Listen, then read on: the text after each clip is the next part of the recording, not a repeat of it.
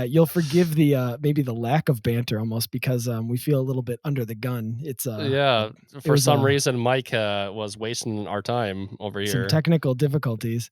Well, just you know, unprepared as usual. maybe I should have just called in sick. Maybe that's what I should have done. Maybe I should have just canceled for the whole That's day I'm and nothing made if not unreliable, Mike. made it and made the entire week a wash. I Maybe that's think what I I'm should have trying done. to. I think I'm Are you wearing. feeling better at least? I'm feeling great. I mean, you You look the know. same, but hopefully you're feeling better. I didn't say I looked better. I just said that I was feeling Oh, better. that should have been There's a my opening difference. joke. I was like, Yeah. well, since Jacob looks like death, we figured we'd talk about we'd talk about it a little bit. Welcome to the Voyage podcast, a show that traverses the oceans of myth and legend through the lens of Catholic theology and philosophy.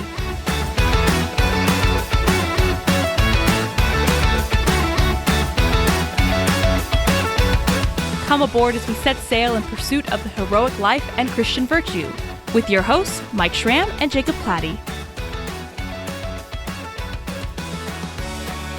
Yeah, no, jumping right into it. So welcome everybody to this episode of the Voyage podcast where we're in November. We actually, one of the reasons why I wanted to focus on this is because November in the Western calendar, the Catholic Church, it's dedicated to the holy souls in purgatory. So the departed souls.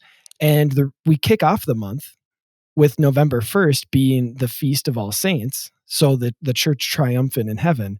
But then on November 2nd, it is the Feast of All Souls. And so it's for all of those who are in purgatory, all of those who have departed in friendship with God, that we still love, that we still care for, and that we're still praying for. See, I thought you were going to open with, and Monster Month continues with our episode on death. Yeah. This is Just can't get away strikingly from it. spooky season material. First, you do Pentecost. Now you're going back to spooky season. No, I mean, I told feel you, like you're it's confused. It's the purgative fires of that's the fires of purgatory. That's why we did fire, and now we're doing death. I think you're this just one morbid, actually should. man. This one should actually come out before purgatory, actually. So maybe we need to retcon this a little really? bit. Oh, yeah. This is coming out before the fire episode? This should be, because really you should do like death at the beginning and then fire afterwards. But anyway, yeah, that makes sense. let's bore our viewers or our listeners with the scheduling behind the details. stuff. Yeah, exactly. Yeah. Let's go right into. So, I mean, I wanted to go through the depictions of death. We could do popular culture, but then also ancient mythology as well. So I don't know. Are there any that come to your mind before I kind of go through my my list, Jacob? Well, do you want me to start ancient? You want me to stay modern? I mean, whatever first came to mind. That's why I want to hear the one fresh off the old noodle. Oh yeah, the obvious one is Death from the Sandman series, because the Sandman series came out a little while ago, and she was always a really, really popular depiction, even in the comics, because the comics been out for decades, right? Yeah, and she was kind of a standout character, and yeah, she's cool. She's got the Ankh necklace that makes her like hip, a perfect plug. Death. And I didn't even pay you for it or anything, but a perfect plug, because I'm going to have a post in the Voyage blog on the Sandman depiction of death.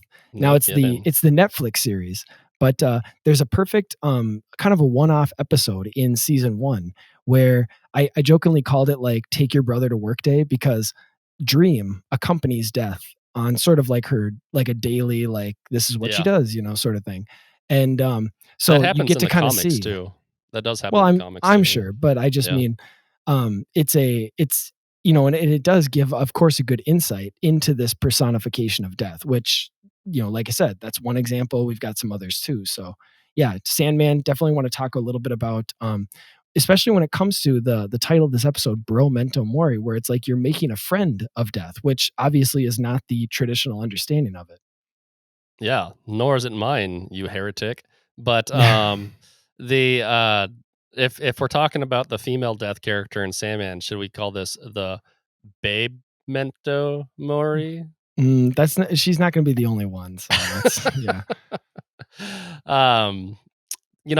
So how about the death character from Bill and Ted's Bogus Journey? Sure. That's maybe a deep cut for some folks listening to this, but if you're cool enough to have watched the Bill and Ted movies, at least the first two. I haven't seen the third just one. wanted to make this. He just wanted to like sneak in another time episode. That's what he's trying to do. He's just make this about time. Bogus again. Journey. Hey, Bogus Journey is not about time. Well, actually, there's a little bit of time travel. I take it back. But that's where they go to the afterlife. That's where that's like their divine comedy, the divine comedy of Bill and Ted. We'll have to save that then for sure. They meet Death. Death is a major character in it. And you know the Seventh Seal, that famous Bergman movie from the 60s? We'll get into that one for sure. Yeah. Well, they're doing a chess match in that movie, right? Yeah. In Bill and Ted's Bogus Journey, they're playing every board game in the closet because they keep beating Death, and that's like one more time. And so like they're doing Twister, they're doing Monopoly, like that's funny. That's good. It is funny. That's a good concept. There's go on. No, I was just, since you brought up the so the Seventh Seal was, and I know I originally said ancient mythology, but that could certainly fall under modern mythology, right? Because Seventh Seal came out in what, the 70s, I think, or so. I would say 60s, late 60s, I think. Okay. But like you said, it's that classic, almost like it's almost become a caricature where the chess match, you know, it's on the ocean side, or on the, so it's almost like you're hitting the why can't I think of the word? Into the horizon. It's like you reached the horizon point. So you have this obviously very powerful visual imagery when it comes to this main character in the Seventh Seal, where he's already in a sense surrounded by death. And I think Death even says, "Oh, I've been by your side a long time," because he's coming back from the Crusades, I think is the story. And then he goes back to his village, and the plague has wiped out, or a plague has wiped out a lot of this village. And so Death says to him. So you watched this movie, right? Like I did. Yeah. Kind of long. I prepared. Well, we joked about it. Yeah. We joked that I've started it 3 times. I finished it once, because the first 2 times you can't be a true cinephile unless you've seen Seventh Seal. But it's definitely one of those movies where it's like, oh, you're so fancy if you watch this movie, and it's like, yeah, it's okay. I mean, it's okay. Okay, so this is going in a little bit of a different direction, but that's kind of what we do, right? I watched Scream for the first time, and are you gonna make a connection between Ghostface and the death depiction from Seventh Seal? No, I was going to refer to what you were talking about, of this idea where it's like you see this classic movie, but I see it long after the fact. So it doesn't have the same resonance, but I can see where other like movies after it would have been inspired by it. Okay. And I almost jokingly said, with the very it's almost where it's like winking at the camera at various points throughout Scream, which I know that's the point of it. That's part of the cleverness of it. But I almost said to myself, if I had seen this before Cabin in the Woods, would I have liked Cabin in the Woods as much? But because I saw that one first, I got more of a kick out of it. Whereas Scream, it was like, oh yeah, but again, I can see where the inspiration came from. They're very much in the same vein, those two, as far as deconstructions of horror movies. But they're different enough that like I don't think you have to like. Jamie Kennedy is like the stoner character in Cabin in the Woods for sure. Yeah, it's like beat for beat almost. Yeah, he is definitely that guy for sure. But I gotta keep us on. So back to the Seventh Seal. You mentioned the chess match, which this actually reminds me of another sort of rabbit trail that I thought might be interesting. In the first Harry Potter book and the first Harry Potter movie, remember they go down to where the sorcerers, they have to go down into that like basement or, to go get it. Place or whatever. But. And so that's that's your underworld, right? They have to descend. And what do they have to get past? They have to get past Cerberus, or, a Cerberus character, the 3-headed dog. Truth. And what does Ron have to do? He has to play a chess match. And the stakes are very high because he has to sacrifice, his character, but he actually gets hit, like he gets hurt by it, and they don't know if he's going to live through this. And so you have this chess match with death almost too. And I thought, was Rowling, obviously we have That's the whole very underworld interesting thing. Yeah, kind of I can see that. It's certainly true whether Rowling intended to or not. But yeah, that's a really good connection, actually. Because you already have the underworld thing, and then you have the chess match, which I think is just kind of because again, the iconic scene of the chess match with Death that's from Seventh Seal. You'll see that all over the place. That's the thing. Yeah, one of the most lasting, kind of moments from that movie that has kind of gotten into pop culture a little bit. Is that chess match with Death. But we can go back to that one. I did want to kind of get through our ancient examples first. Were there any, like maybe the god or goddess of death, or like I said, personifications of death that you can kind of think of? So, there's different types of death gods in like the ancient pantheons, right? And like there's some gods of death that are like, you might say like a god or goddess of like bad death, right? And then some are like a god or goddess of like good death or whatever. And how different different cultures handle their gods of death, kind of said something about their relationship with death. I guess one that's, because I am in fact unprepared for this. But so I'm going back to the old well of Norse mythology. Sure. One of the things that's really prominent in Norse mythology is this idea that you need a good death in order to matter in the afterlife, right? Because they're ever nihilistic ultimately, and so what happens in the context of death for like the Norse is you have Odin, who is kind of takes on the role of a god of death because he's the one that is picking and choosing the people that he wants to die, and he kind of like dooms people to death so they can come fight alongside him against the death of the gods, known as Ragnarok, right? And so his relationship with death and like what he is almost a Grim Reaper type figure within the Norse literature. Okay. And that's kind of different because you think like his correlate in like Greek mythology is like Zeus or something like that, right? And it's like Zeus is not the god of death, like, but in Norse mythology, Odin kind of is. He kind of is. Now, if people want to scratch my eyes out because there actually is some kind of Norse god of death that I'm not like actually right here. Are you going to? No. So no. The reason I don't just bring it up to actually you. There is actually an interesting connection here. So Hel, in the prose Edda, Hel, is listed as the goddess or the god of or goddess of death, and so she's one of Loki's 3 children in the prose Edda, which I know that's different from the MCU and all that stuff, but the 2 others are Fenrir, the wolf, and Jormungandr, the world snake. Now, those 3, the fact that all 3 of those, like, that's not an accident that those 3 are the children of Loki, because there's a time relationship with all of them. And Loki, as we've talked about, being that trickster, like almost the eucatastrophic character in mythology. But you have Jormungandr, who represents that cyclical nature of time, right? It's the world snake kind of like eating its tail, like circling the world, right? That's what conditions the world. And then you have Fenrir, who brings about the end of the world. So Fenrir is the one who breaks the cycle. The Jormungandr like cycle. Breaks the wheel, Mike. And the fact that you have Hel as death is sort of the thing that does it on a individual level, even though Fenrir does it on like the corporal or like the cosmic level, and then Jormungandr is the thing that keeps it going. So you have the cycle and the breaking of the cycle, but then you have death, which does it on, from our standpoint.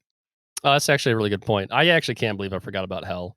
With 1 L, folks. That's HEL with 1 L. Yep. But yeah, of course, duh. Underworld goddess lady. And then, so yeah, she's kind of the goddess of death. But it doesn't take away from the relationship that Odin actually has for death, because frankly, the hell that's the underworld that Hel is in charge of is like, the correlate for the kind of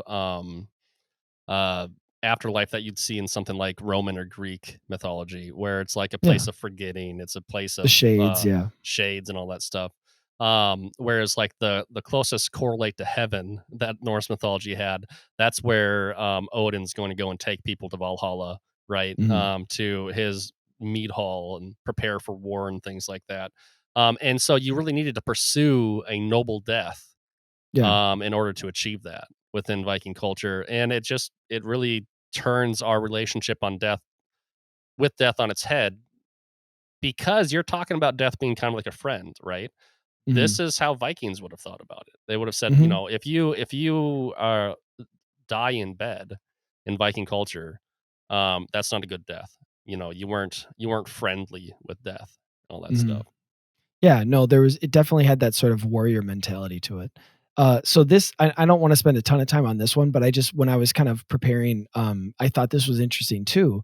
The Hindu goddess of death is Kali, I but was totally going to bring her up. she's also the goddess of time. So there again, you've got this like connection between time and death, whether it's Hel, Fenrir, and Jormungandr. Well, in some sense, like, she is the goddess of creation as well, right? Mm-hmm. And that's that cyclic nature you're talking about.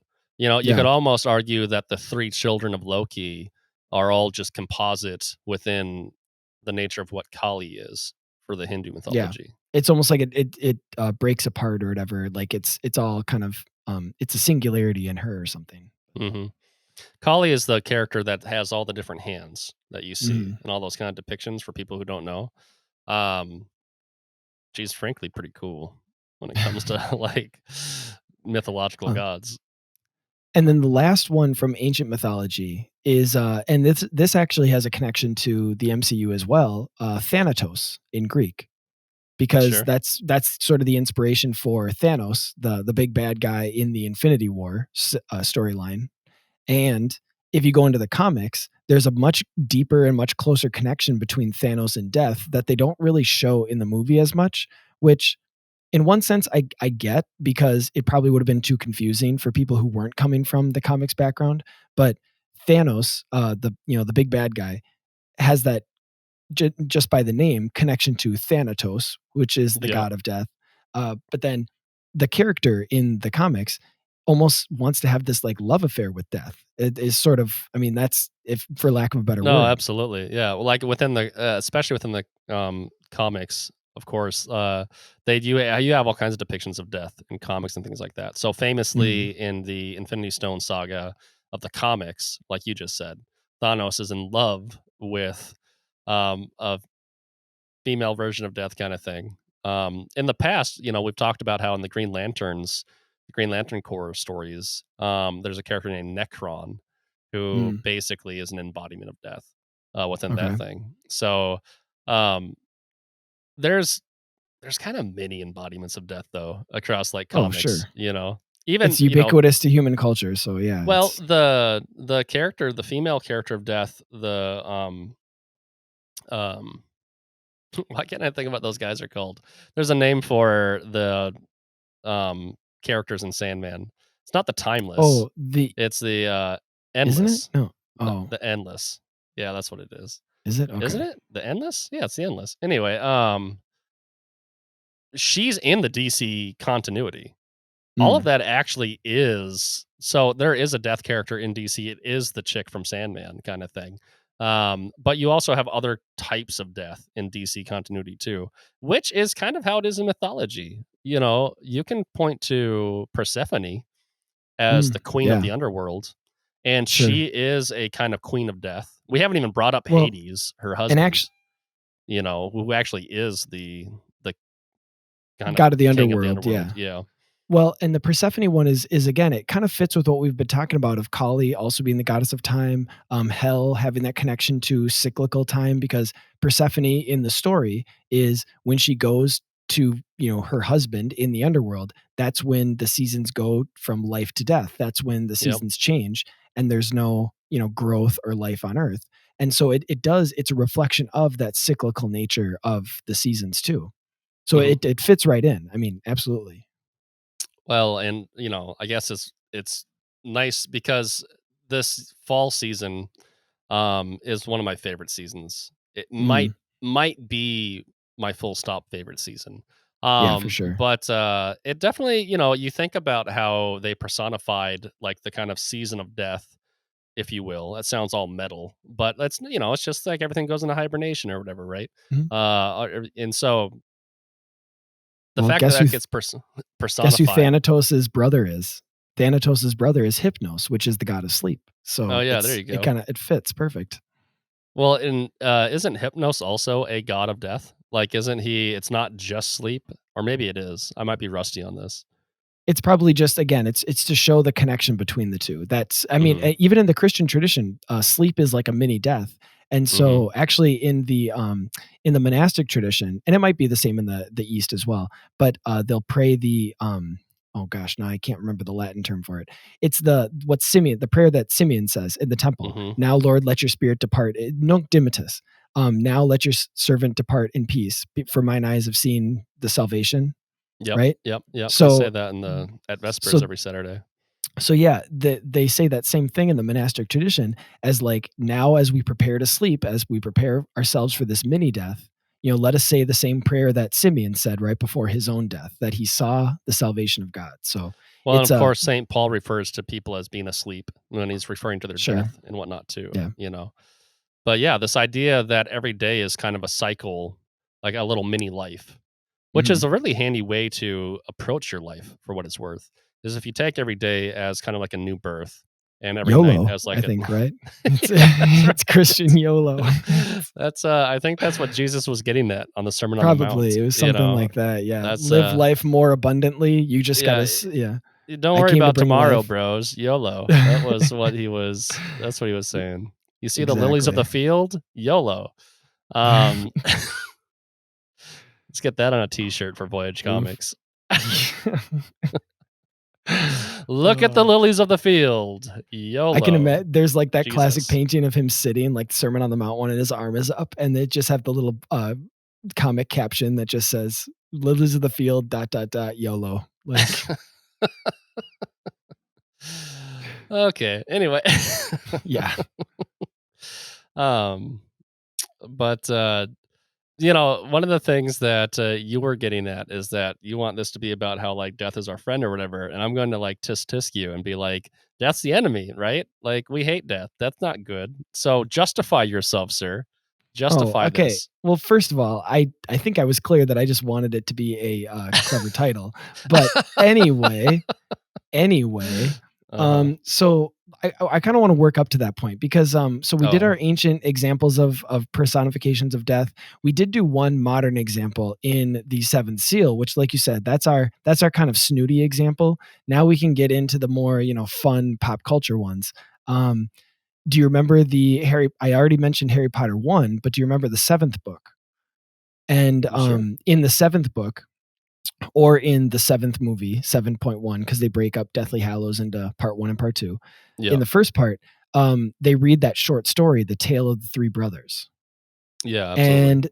And in the story, you have the three brothers. They're about to cross a river, which again, classic, like kind of like water representing death and chaos and all that stuff. Mm-hmm. And because they're so good, such good wizards, they build this bridge, and Death feels cheated. And so he makes a deal with them. And he says they'll give them whatever you want, right? Oh, classic, like careful what you wish for story. Mm-hmm. And each brother wishes for, something, like one of them wishes for the most powerful wand. One of them wishes for something called the resurrect. Yeah, go ahead. How to evade death, though. The three things they wish for are all things that are meant to foil death in their lives. Or to mock death, because the resurrection stone, it's so that they can conjure up dead people. So you have, the powerful wand, the resurrection stone, and then the invisibility cloak. And in a sense, it's a classic mythological tale inside the Harry Potter stories, because you have the hubris, right? The pride that brings down the first two, but it's the humility of the third one, the third brother, who doesn't seek to overpower or to mock death, but cooperates with it. And so in the story, Death takes, because the brother is so powerful with the wand, he's it's kind of a live by the sword, die by the sword for that first brother. And so he eventually gets killed, right? But it's not in a duel. It's while he's sleeping, when he's unprepared, because he was so arrogant in his power that he didn't take the precautions. Sure. The second brother, he conjures up this love that he had, but there's something off about it, because again, she had already passed away. She had already died. And so he falls into despair. And because the love that he has for her is so strong, he wants to be with her in the same way that she is. And so he hangs himself. And so death takes the second brother. But the third one, because he was humble and he sought to cooperate with it and live an ordered life, right? And in the story, he has the invisibility cloak. He's, living, just living a regular life. But he, at the end, he says, the third brother greeted death as an old friend, went with him gladly, and as equals, they departed this life. And so you have this, again, not that in a sense, virtue conquers death. And this is where, and it goes back to your Valhalla example, where it's like these Norse warriors, they saw, now you could say that they had a disordered sense of virtue, right? Maybe they had not too much courage, but a disordered courage, but they at least recognized that virtue is the thing that harnesses or, in a sense, allows you to cooperate with death. And again, I'm not saying that courage can be disordered. It can become foolhardy, but you're on the right track. You at least have the right idea when you think of it in terms of the relationship between virtue and death. And it's the same thing with this third brother, only his virtue was humility, which I would argue is a much more Christian understanding. Is humility is the thing that allows you to cooperate. And obviously, we need God's grace to do this in a supernatural sense, but even, unbaptized people can have humility to some degree. No, yeah, absolutely. I know it was a little bit of a, I guess, speech, but I didn't let you come in very much. Yeah, monologue. No, actually, no, I like that you brought up it's really interesting. We've talked about, what episode was it that we were talking about, the kind of deathly hallows, how they're kind of like an inverse sacraments. I think sacramentals. Yeah, sacramentals. Yeah, was it okay. Yeah, probably. Right? It's dangerous to go alone. Take this. Yeah, I think so. What he does is he is avoiding death, right? Like he's running from death. Voldemort, who becomes death-like in appearance, right? He kind of looks like a snaky version like a of skull death from Seven Seal, just this hooded, white-faced figure, right, with like snake nostrils. And what are his servants called? They're Death Eaters. Death Eaters. So it's like, yeah, absolutely. Yeah, so it's his war against death. I was even thinking the word Voldemort means Lord of Death. So it's like that's what he always, and of course that's what he called himself. It wasn't like that was his name that he was born with. I know. Sorry to keep interrupting. That's actually really great. Yeah. I hadn't put that together. He's such an antichrist figure in the sense that because like what we can say is that Christ has become like the Lord of Death, right? Because he's gone and hallowed out hell. He's gone and taken death back from Satan and things like that. And now he has conquered death and stuff.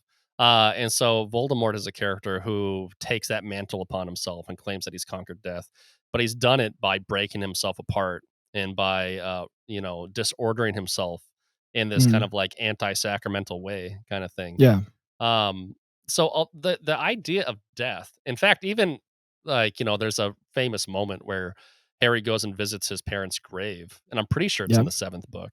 And it is. Yep. Yeah. And there's that line from the scriptures actually that says in the final enemy to be defeated will be death or something to that effect. That's the line that's on that tombstone, I think, right?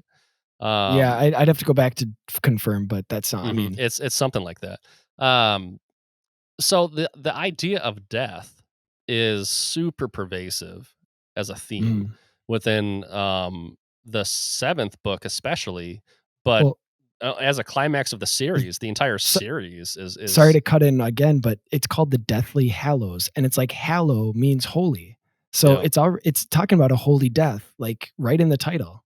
Yeah, I mean, and like absolutely. you said, the whole 7th book is about it, but the 7th book is a perfect, it can tell so well. We talked about Telos. I know it hasn't aired yet because it won't air until later, but our Telos episode, it's a good story when you always have the end in mind. And I think we do mention Rowling and Harry Potter because you can tell if you were to reread the series after going through all 7 books, you can see how every step she had the end in mind the entire time. Oh, it's a perfect and end. So yeah, it's like she knew the end from word 1 of book 1.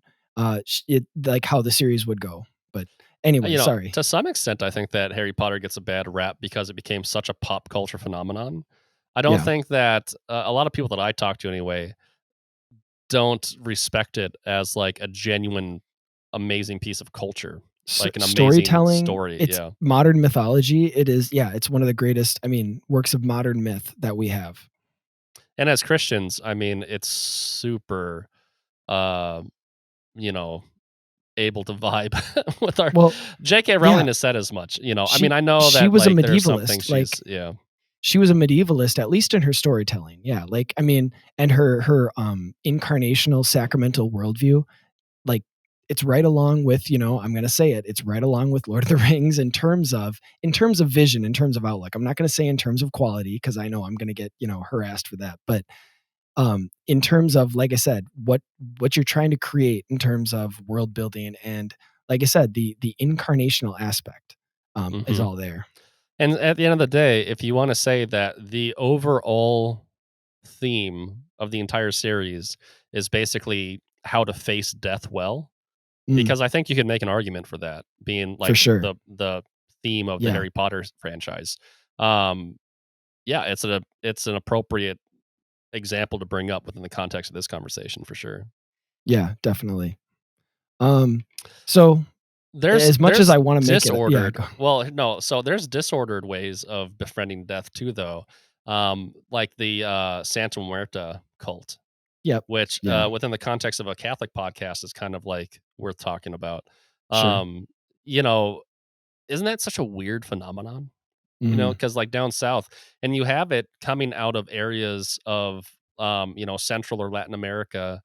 I don't know if it's all the way down in Latin America. I always think of it as like being a product of Mexico, but I don't know enough about this, so I could be wrong.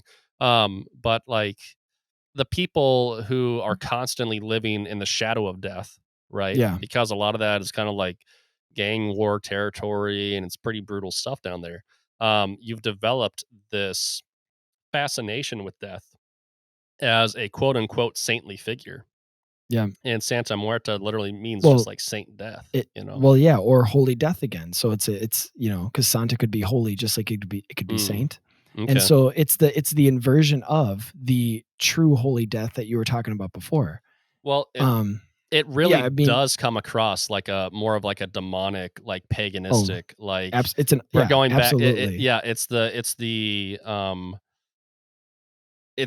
the renaissance of death as a pagan god coming back and intermingling with like a Catholic culture. It's basically it's Thanatos with Catholic trappings, and that's the problematic part.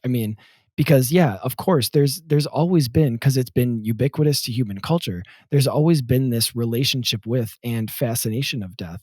Actually, I had to jump back a second. One of the quotes that I put down in the Seventh Seal, that death says, is, "A skull is almost more interesting than a naked woman." And I thought, isn't Bergman, you dog, you. So it's like, and I mean, put that on a T-shirt for Voyage Comics. Gosh. Another one that I thought was kind of, and it's a more recent example. Did you ever see the new Puss in Boots movie, The Final Wish? Did. Maybe. You did? Yeah, okay. Excellent example. Yeah, I was so fascinated with that one too, and that's just a fun story anyway. And they did a good job on that one for anything John Mulaney does, so I'm gonna watch. He was the voice of Jack Horner, so sure. So I wanted to talk about, again, it's a very creepy example. What's the thing that stands out the most to the Puss in Boots death character? Well, honestly, the idea that he is a wolf, right? Okay. Like a ravenous wolf kind of thing. Very fairy tale like and very appropriate. But the fact Fenrir that too. Yeah, very Fenrir like. Yeah, very good. He wields fear like a weapon, right? Like that's his whole shtick. Is it's the fear of death that is his main attack, right? Which from a Christian perspective is very interesting because of how we talk about, the scriptures talk about how we no longer fear death, right? Which I do think is where the friendship of death, quote unquote, is appropriate. Because before this conversation's over, I think that we should distinguish between whether or not we're truly friends of death or not. But one thing's for sure is we're no longer afraid of death, right? Well, and again, it goes back to that relationship between virtue and death. Because go back, your Norseman example is again, whether you want to call it disordered courage or foolhardiness, but the idea was that they weren't afraid of death, right? And that's what they had to do, whether it was, again, right or wrong in terms of how they psyched themselves up for it or whatever, or whether it was based on nihilism or not. That's not, that's aside from what we're talking about now. Not that it isn't important, but the idea is. You know what is actually a kind of interesting callback is in kind of Nordic cultures, you had this berserker phenomenon, right? Yeah. Where warriors would disrobe and go into battle just like crazy, like just amped up, whether they were on some kind of drugs or whether or not they were just like kind of like got into some kind of psychosis, right? But they would just get it, they would just go crazy, but they would do so through ritualistically becoming animalistic. So they would spend the night before transforming themselves into beasts, right? In preparation for battle, which is very werewolfy. It's very much where this idea of like werewolves comes from. Go ahead and say the movie. Say the movie. Wait, what? The 13th Warrior. You're going to say the 13th Warrior. Yeah. Michael Crichton book. About that. Yeah, there you go. That's good. I actually, if you've seen The Northman yet, that came out last year, they have a scene of this. But this is because of the, what we were talking about way back in the vampire episode was like, this is because like death and werewolves and Satan and witchcraft, it's all just kind of like the same to the medieval mind. Yeah. And so like this idea that like the wolf is the depiction of death, right? There's just a lot of corollaries across culture, even to like, this the most fearsome warrior in Viking culture was like a wolf or bear warrior. And that's to what your these point, berserkers were. You mentioned how Voldemort looks like he really looks like Nosferatu. So you think of like vampire walking death, like he definitely has a, doesn't he? And I mean, he has a Nosferatu vibe, like the old school. What was that night? That's like 1930s or something. That was 1922.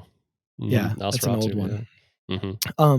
So the other thing I wanted to mention about the death depiction in Puss in Boots is that creepy tune. That's what I thought. That's the like iconic thing that kind of stands out. I mean, other than the fact that he's a wolf and all that, but that creepy tune is called El Ciblon, which means the whistler. And it's an actual song before the Puss in Boots movie. But it refers to a lost soul, and that hearing the whistle is a harbinger of death, a harbinger of death. Yeah. And so it's there's kind of a cool backstory with that, where, like and this is in South American, so it kind of fits with, Puss in Boots' character too, which I think they do give you the sense that he's going to show up differently to different characters. So it's going to show up specifically to, the fact that he's a cat and this is a wolf. So you kind of have the whole cat and dog thing. Yeah, I got you. Okay. So, but that it's, that this character, El Ciblon, is a lost soul who is like ushering in death to the community. So, well, since we're on animated flicks, and I know this doesn't necessarily vibe well with a personification of death per se, but because this is kind of taking place in the context of like All Saints Day and Day of the Dead stuff of like early November, obviously Coco, right? Love which that movie. It's a very, very interesting movie, especially in its depiction of death.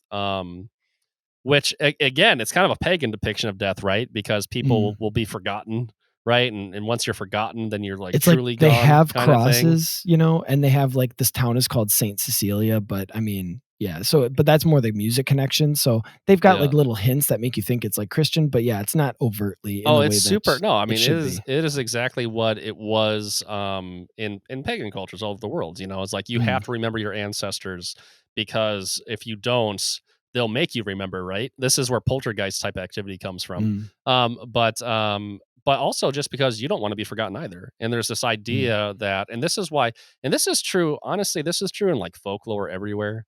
Like if you go even in like Eastern European countries or South American countries, you'll see something that I really noticed for the first time in more like Eastern context, like Buddhist context, where they'll come and they'll bring food to the graves of their dead ones. Loved ones. But this is true even in kind of Christianized cultures, like what you see down in South America, where they're still bringing offerings to the dead. And it has to do with like the remembrance of your ancestors, or your ancestors. And it was very true in Roman and Greek culture as well. Every culture, it's Well, universal, no, that's frankly. just it. It's Yeah, super it's universal. the worship of ancestors, or at the very least the remembrance of, like you said, is something that, and it's universal to humanity, and it's in some ways it's the thing that like distinguishes humans from like lower primates. I mean, if we're talking in terms of like evolution, not just biological, but even like if you want to say like cultural or emotional evolution, so to speak, um, Mhm. that is a huge separator. Is now why that's so important too is it gives you a concept of the past and the future, which, like if you're thinking of like an animal that runs on instinct, they don't have the same necessarily sense of like, oh, I need to plan for the future or I need to Right. remember the past. And Yep. so it's a huge mark for something that starts to bury the dead, or like you said, leave offerings for the dead, remembering the dead. And as you also mentioned, it's not just for something like that I'm doing for the past, it's also me setting the standard for the future so that when I die, I'm going to be remembered too. Well, and what Christ has done and what Christianity has introduced into that context, the context of that conversation, Mm, truly universal conversation, is saying that God remembers you. mm, Because, it was always super depressing for everybody else because, like, you could sit there and, like, try really, really, really hard to be remembered forever, but everyone knew that you wouldn't be. Everyone yeah. knew that eventually you're gonna run out of family members that are gonna remember you. You're going to like, no one thought it lasted forever. And you even see that in Mm, Coco, right? Where you have this kind mm, of tragic moment where you witness someone be forgotten finally and they mm. disappear, and they're gone. They're just And gone, right? there's the lack of justice there because it's like, it's sort of like, because, in the Coco example, it's like you've got the famous guy, whether we like it or not, he's not going to be forgotten. Even Mhm. if he's infamous, right? Even the bad guy Yeah. gets remembered forever.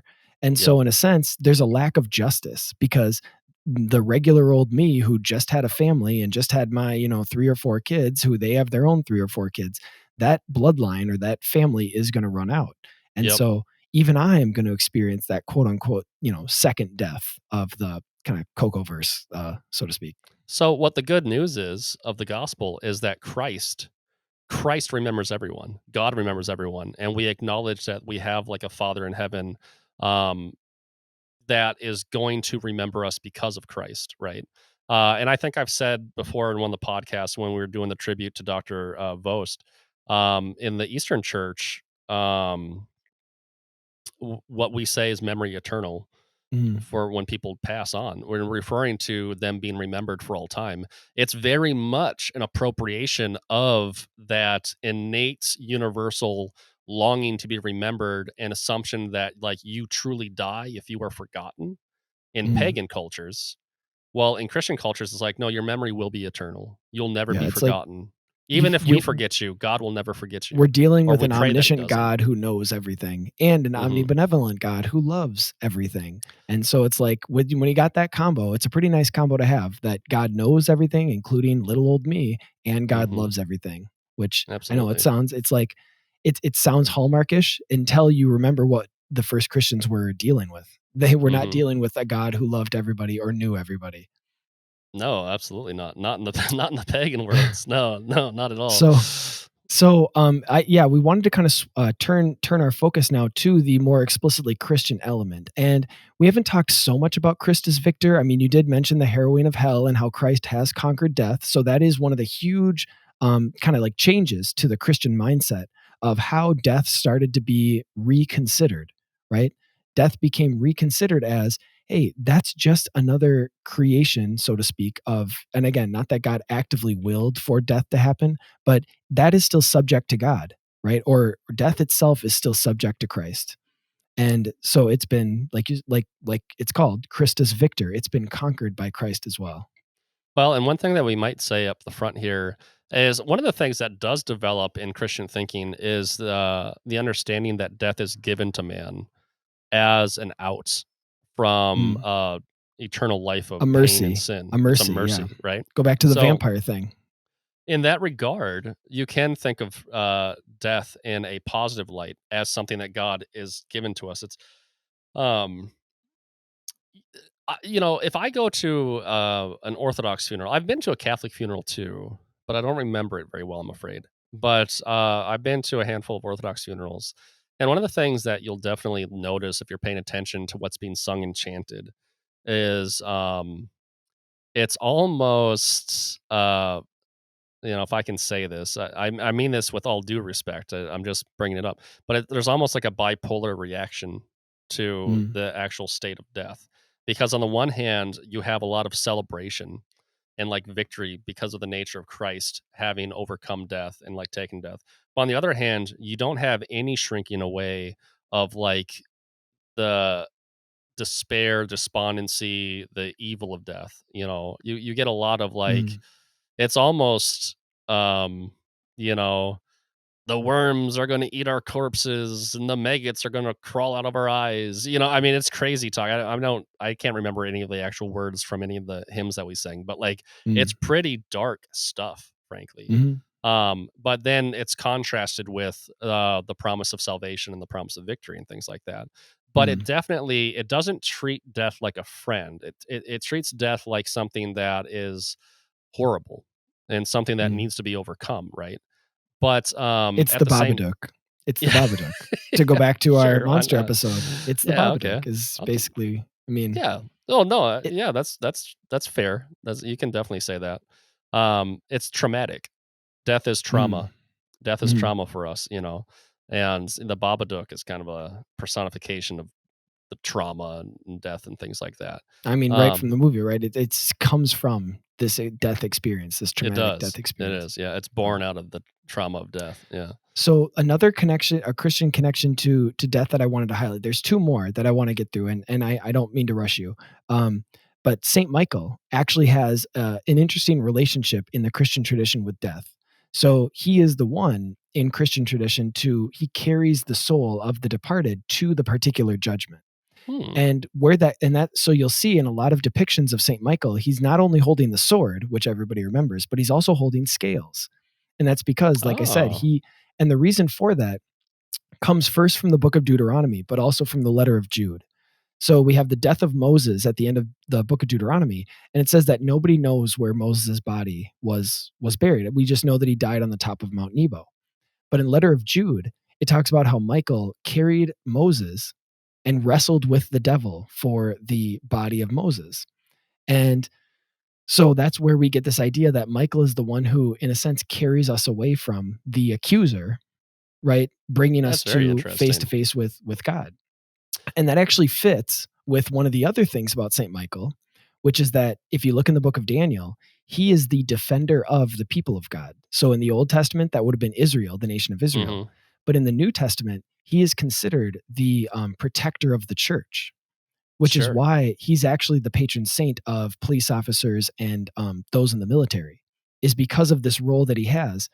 And that's because if you look in the book of Revelation, he completes that role by throwing the serpent, but what is he's doing it in response to the woman who gives birth to the Messiah. And so St. Michael was also given a special role in protecting Mary. But there again, that all comes full circle because Mary is the representative. She's daughter Zion for the people of Israel, and she's the mother of the church. And so St. Michael has always had this, like I said, connection to death, but specifically in his role as guardian of the God's people, Israel, or also the church. That's fascinating. In the Eastern tradition, we have this notion of the soul being brought up to heaven by a pair of angels, right? Okay. Um, and I don't know if I've ever heard in the East there being a reference to like Saint Michael being one of them, or if there's like correlation there or Saint anything like Michael that. and your guardian angel. Those are the two. That's the two. I mean, Yeah, hey, there you that could go. be right. Yeah, yeah. But yeah, and they take you up, and you pass through the different toll houses or the different layers of demonic attack, right, on your way to heaven and things like that. Mm. But That ladder the of divine ascent. yeah, and this Yeah. is kind of our version of purgatory. It's kind of like how we interpret the purgatorial, the purging of sin and things like that. Mhm. But you know, in other words, you're telling me though that Saint Michael is basically like the quote unquote, according to like popular folklore, death shows up with his scythe, and he's like a skeleton in a robe or something like that. And he goes and he does the thing that like death does, like in Sandman, Separates right? the soul from the body, Yeah, he basically. goes and That's what he the scythe shows is up. for. Yeah, he shows Yeah. up and he brings you to the afterlife, right? That's the folklore depiction. And you're saying that Saint Michael is death in that regard, right? Like within the I'm saying that's cool. I like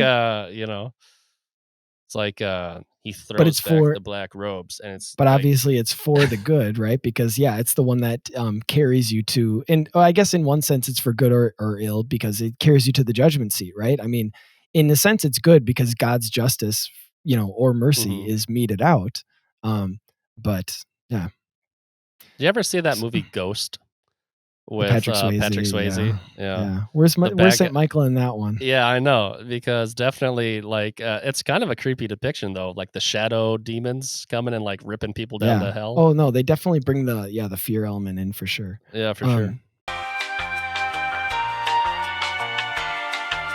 And boom, we're back because we messed things up. And now we need to and yes, in the interim we both realized we were wearing dark hoodies and thought it would be very funny to lean into. So we got to finish this. Yeah, we got to finish this death episode with a little bit of Grim Reaper.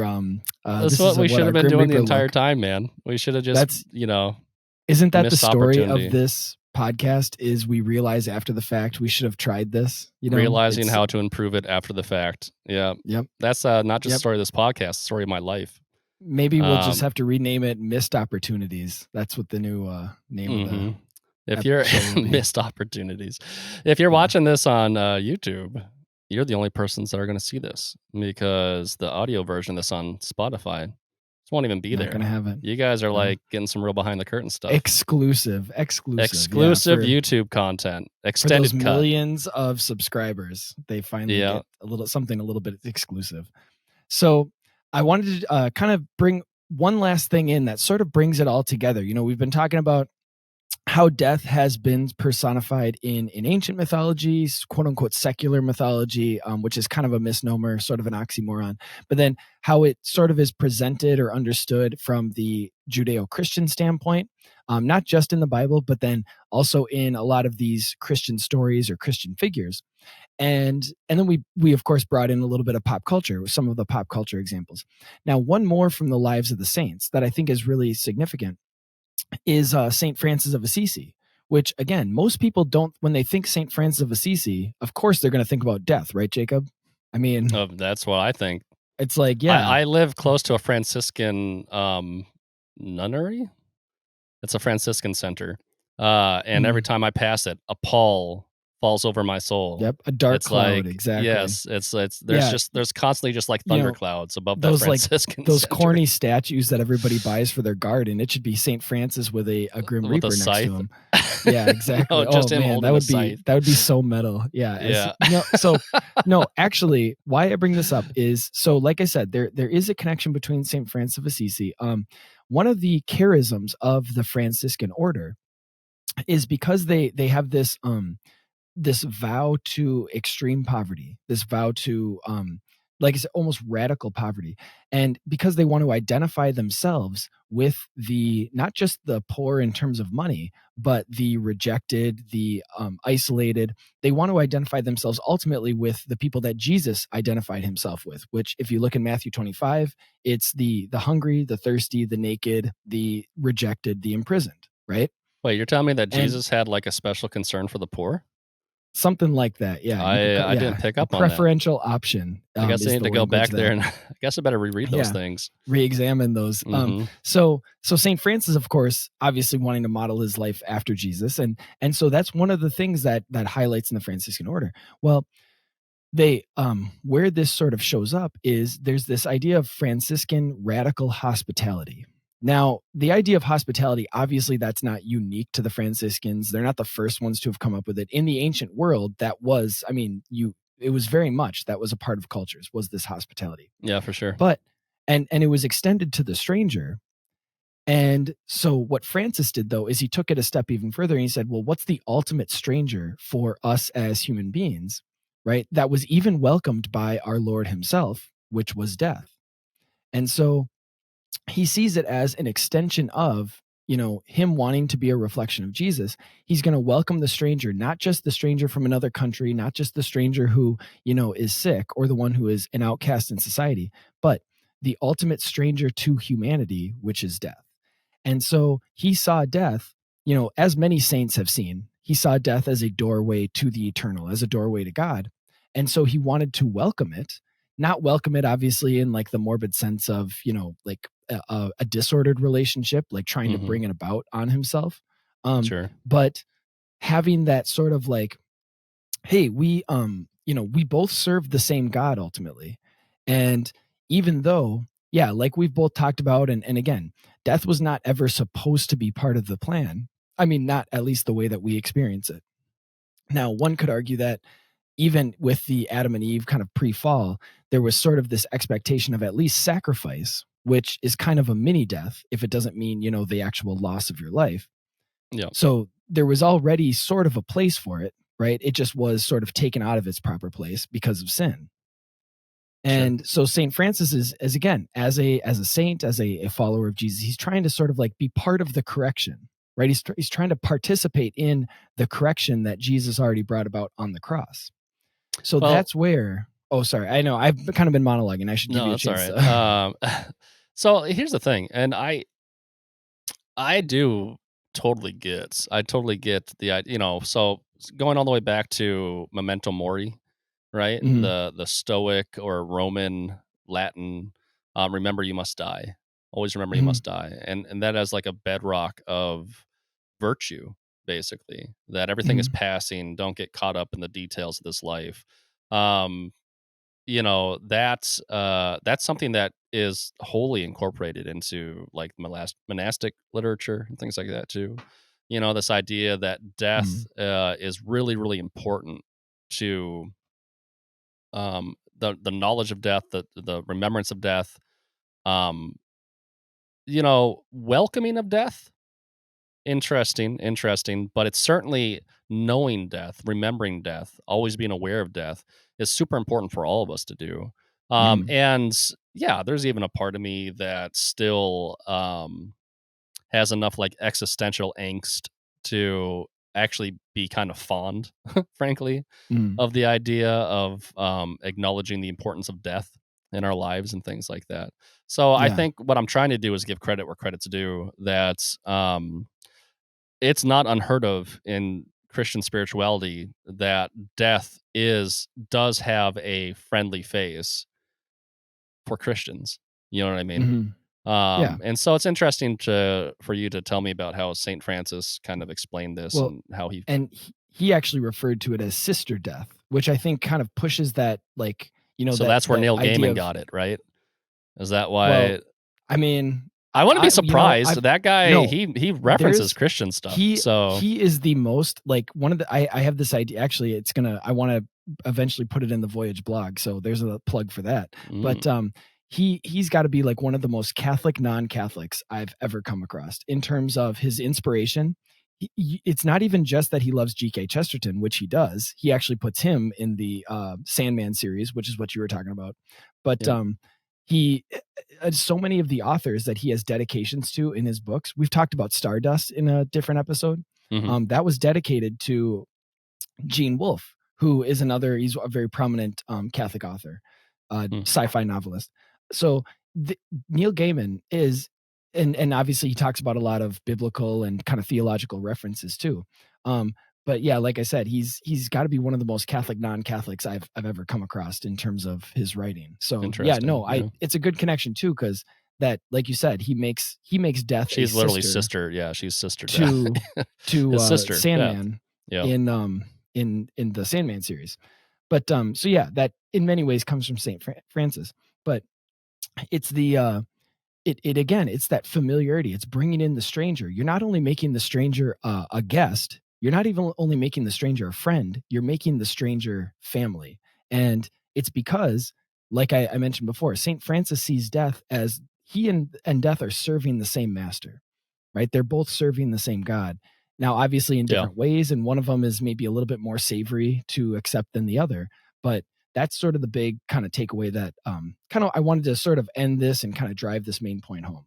Yeah, I think that there's a really interesting tension within the Christian tradition with death that I think is just it's interesting for its own sake, right?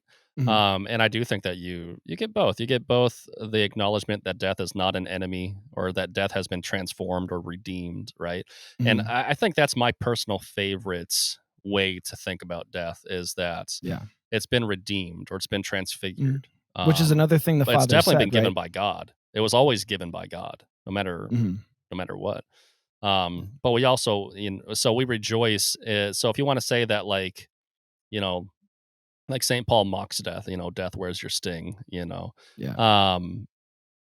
it's, but at the same time, you can talk about death being redeemed. We all tease our siblings, Jacob. We all tease our siblings, don't we? So it was just Paul. That was just St. Paul pulling on death's pigtails, right? Yeah, I guess exactly. Yeah. So, no, like I said, this giving death a noogie. So, you know what? That's man. If only we had already had a show title, right? Yeah, but, I don't know. Maybe we'll still go with that one. You'll have to put that in the description exactly. So yeah, thank you, Jacob, for dressing up for the occasion too. But coming to help me finish this conversation, and for you guys for coming and listening, and just want to encourage you guys to like the show, subscribe to the show, leave a 5-star rating, positive comments, because again, it just, it helps quell our fear of death that has been paralyzing Jacob and I for so long. So, utterly paralyzed, yes. I'm dead set on you liking this show. Thanks for listening to Voyage Podcast. The Voyage Podcast is a production of Voyage Comics and Publishing, which seeks to create exceptional entertainment informed by Catholic values that inspire people to live a heroic life. Voyage Comics seeks to advance truth and beauty found in powerful stories. To learn more, visit voyagecomics.com. You can also follow us on Facebook, Twitter, and Instagram.